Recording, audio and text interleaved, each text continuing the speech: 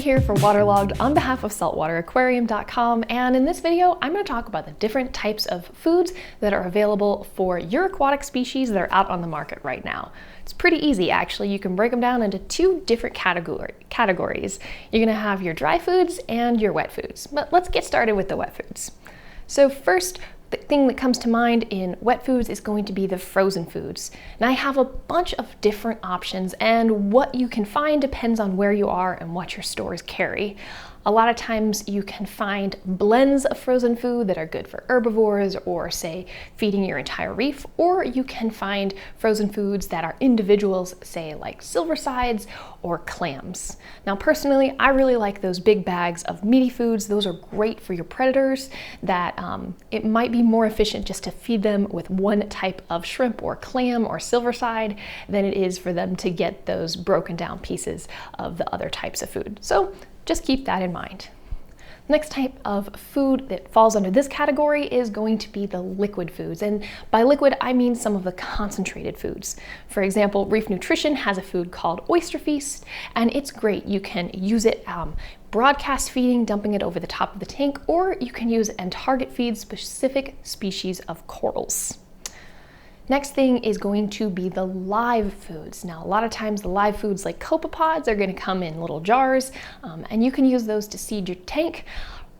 Small fish like mandarins really love them and need them to thrive. Other species though, like wrasses, will also enjoy and appreciate the treats. Now, in addition to copepods, you might check at your local fish store if you are keeping a species like a frogfish or an anglerfish, or one of those picky sort of fish that like those live foods. You might even be able to find something like grass shrimp, or you could even special order them. So just keep in mind that those are some options.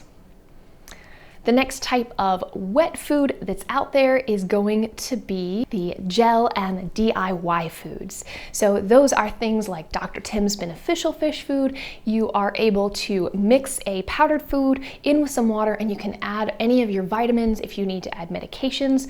These are great for being on vacation. If your fish sitter doesn't like the smell of fish food, this is a great option. The other type of gel or DIY food is something like mastic. You can get it in a form of, it's almost like a little gummy. You squish it and then you can put it on the glass or on the rockwork. And it's a great type of food to use if you've got those fish like some butterflies that are naturally pickers and like to go through and pick at stuff along the reef. So those are all of the different types of wet foods that you might encounter. Let's move on to the dry foods. Dry foods, in my opinion, are probably the largest category of fish foods out on the market. In fact, you can probably even find some at your local grocery store if you run out and you're in a pinch. Now, when it comes to dry foods, I have to say that the pellets probably have the biggest share of all of them. You can find them in a huge variety, different sized pellets, different pellet blends. So one thing that I would recommend when it comes to those pellets is to make sure that you're getting the appropriate size pellet for your fish. You don't want to have a pellet that's way too large for your fish to eat. And the pellets aren't just for fish. You can actually use them and feed them to your corals as well.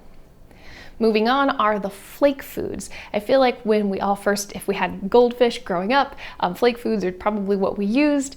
But one thing I would recommend if you're using flake foods is to make sure that you're using them to feed those fish that are surface feeders that are eating at the top of the water column.